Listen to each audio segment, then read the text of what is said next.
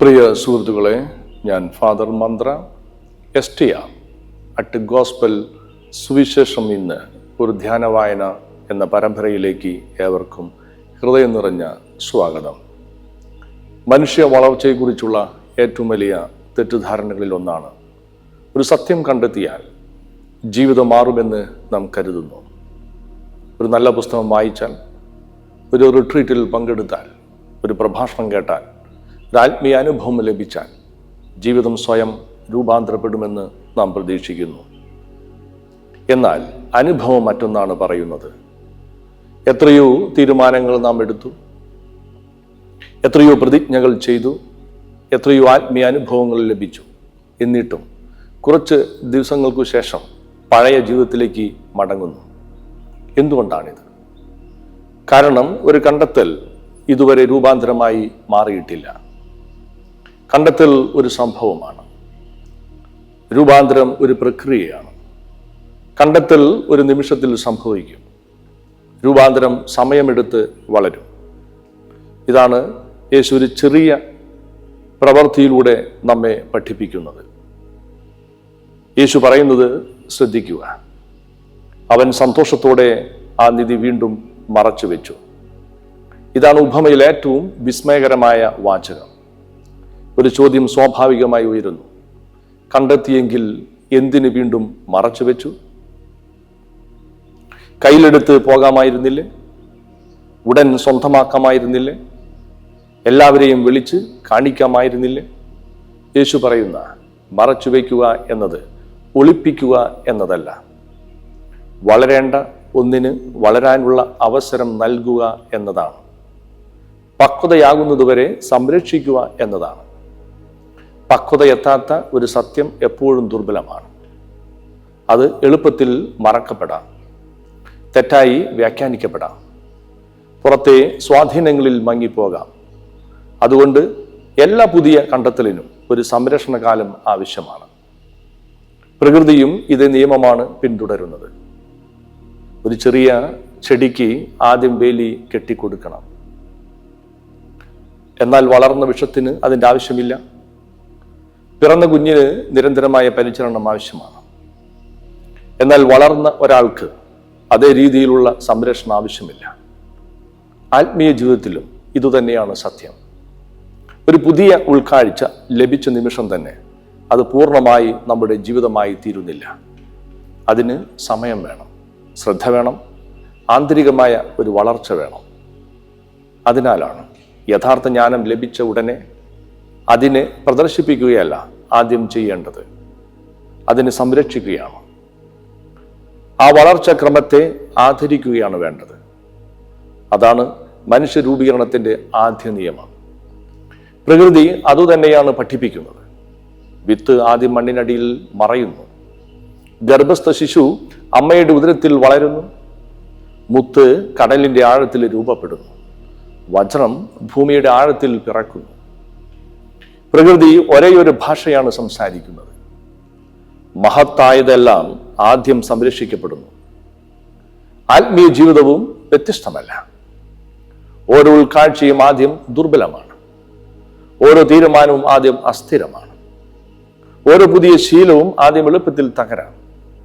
അതുകൊണ്ട് ഓരോ കണ്ടെത്തലിനും ഒരു രൂപീകരണ കാലം ആവശ്യമാണ്. യേശുവിൻ്റെ വിദ്യാഭ്യാസ രീതിയും ഇതുതന്നെയായിരുന്നു. പലരോടും അവിടുന്ന് പറഞ്ഞു, ഇതാരോടും പറയരുത്. അത് പ്രശസ്തിയെ ഭയന്നതുകൊണ്ടല്ല, സത്യം വളരാൻ സമയം വേണമെന്ന് അറിഞ്ഞതുകൊണ്ടാണ്. വിത്ത് മണ്ണിൽ നിന്ന് നേരത്തെ പുറത്തെടുത്താൽ അത് മരിക്കും. അതുപോലെ പക്വമാകാത്ത ആത്മീയ അനുഭവവും അകാലത്തിൽ ക്ഷയിച്ചു പോകും. ഇന്നത്തെ ആത്മീയ ജീവിതത്തിലെ ഒരു വലിയ പ്രതിസന്ധി ഇതാണ്. നാം കണ്ടെത്തുന്നതിനേക്കാൾ വേഗത്തിൽ പ്രഖ്യാപിക്കുന്നു, ധ്യാനിക്കുന്നതിനേക്കാൾ വേഗത്തിൽ പ്രസംഗിക്കുന്നു, ജീവിക്കുന്നതിനേക്കാൾ വേഗത്തിൽ പഠിക്കുന്നു, അനുഭവിക്കുന്നതിനേക്കാൾ വേഗത്തിൽ പങ്കുവയ്ക്കുന്നു. ഫലമോ വേരുകളില്ലാത്ത ആത്മീയത, ആഴമില്ലാത്ത വിശ്വാസം, സ്ഥിരതയില്ലാത്ത തീരുമാനങ്ങൾ. കാരണം നിധി വളരാൻ സമയം നൽകിയില്ല. അതിനാൽ മറച്ചു വയ്ക്കുക എന്നത് ഒരു വസ്തുവിനെ മറ്റുള്ളവരിൽ നിന്ന് ഒളിപ്പിക്കുക എന്ന അർത്ഥത്തിലല്ല. മനുഷ്യ രൂപീകരണത്തിൻ്റെ ഭാഷയിൽ അത് ആന്തരിക രൂപീകരണത്തിൻ്റെ ഇന്റേണൽ ഫോർമേഷൻ തുടക്കമാണ്. ഒരു പുതിയ കണ്ടെത്തൽ ജീവിതത്തിൻ്റെ ഭാഗമായി മാറാൻ കടന്നു പോകേണ്ട ഒരു ദീർഘമായ പ്രക്രിയയുടെ പ്രതീകമാണത്. ഈ പ്രക്രിയയെ 4 പരസ്പര ബന്ധിത ഘട്ടങ്ങളായി മനസ്സിലാക്കാം. 1-ാം ഘട്ടം സംരക്ഷണം. ഒരു പുതിയ ആത്മീയ ഉൾക്കാഴ്ച ലഭിക്കുമ്പോൾ അത് ആദ്യം വളരെ ദുർബലമായ അവസ്ഥയിലാണ്.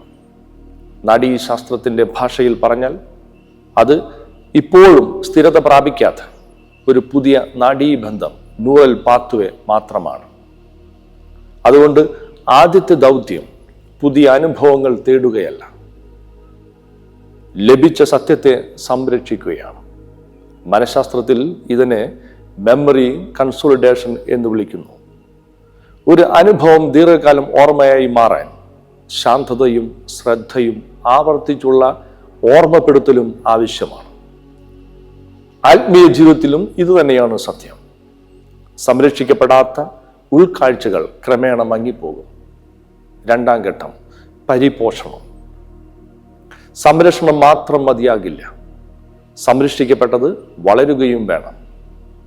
ഒരു വിത്ത് മണ്ണിൽ സുരക്ഷിതമായിരിക്കാം, പക്ഷേ വെള്ളവും വെളിച്ചവും പോഷകങ്ങളും ലഭിക്കാതെ അത് വളരുകയില്ല. അതുപോലെ ഒരു ആത്മീയ സത്യത്തിനും പരിപോഷണം ആവശ്യമാണ്. ധ്യാനം, നിശബ്ദത, പ്രാർത്ഥന, വിചിന്തനം, ജീവിത പ്രയോഗം, ഇവയിലൂടെ ആ സത്യം ക്രമേണ നമ്മുടെ ചിന്തയിലും വികാരങ്ങളിലും തീരുമാനങ്ങളിലും വേരുറയ്ക്കുന്നു. നാഡീശാസ്ത്രത്തിൻ്റെ ഭാഷയിൽ പറഞ്ഞാൽ അർത്ഥവത്തായ ആവർത്തനവും ഏകാഗ്രമായ ശ്രദ്ധയും പുതിയ നാഡീ ബന്ധങ്ങളെ കൂടുതൽ ശക്തിപ്പെടുത്തുന്നു. 3-ാം ഘട്ടം അഭ്യാസം. ഒരറിവ് ആവർത്തിച്ച് ജീവിക്കുമ്പോഴാണ് അതൊരു ശീലമായി മാറുന്നത്. ഇതാണ് എല്ലാ പഠനത്തിൻ്റെയും അടിസ്ഥാന നിയമം.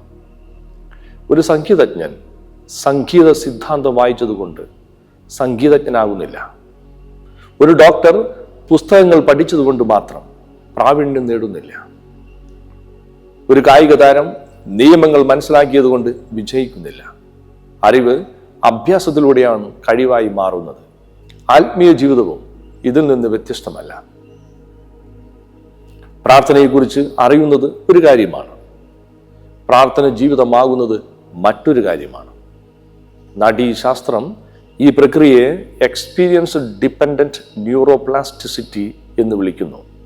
അതായത് നാം ആവർത്തിച്ച് ജീവിക്കുന്ന അനുഭവങ്ങൾ നമ്മുടെ മസ്തിഷ്കത്തിൻ്റെ പ്രവർത്തന രീതിയെ തന്നെ ക്രമേണ പുനഃസംഘടിപ്പിക്കുന്നു. 4-ാം ഘട്ടം പക്വത.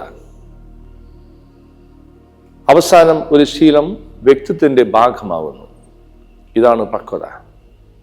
പക്വത എന്നത് കൂടുതൽ വിവരങ്ങൾ ശേഖരിക്കുന്നതല്ല.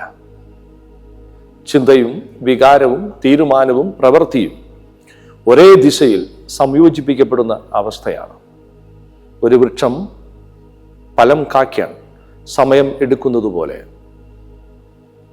ആത്മീയ ജീവിതത്തിനും സമയമെടുക്കും. ആവേശം പെട്ടെന്ന് ഉണ്ടാകാം, പക്ഷേ പക്വതയ്ക്ക് തിടുക്കമില്ല. ആത്മീയ പക്വതയുടെ അടയാളം പുതിയ അനുഭവങ്ങൾ നിരന്തരം അന്വേഷിക്കുന്നതല്ല, കണ്ടെത്തിയ സത്യത്തിൽ സ്ഥിരതയോടെ ജീവിക്കുന്നതാണ്.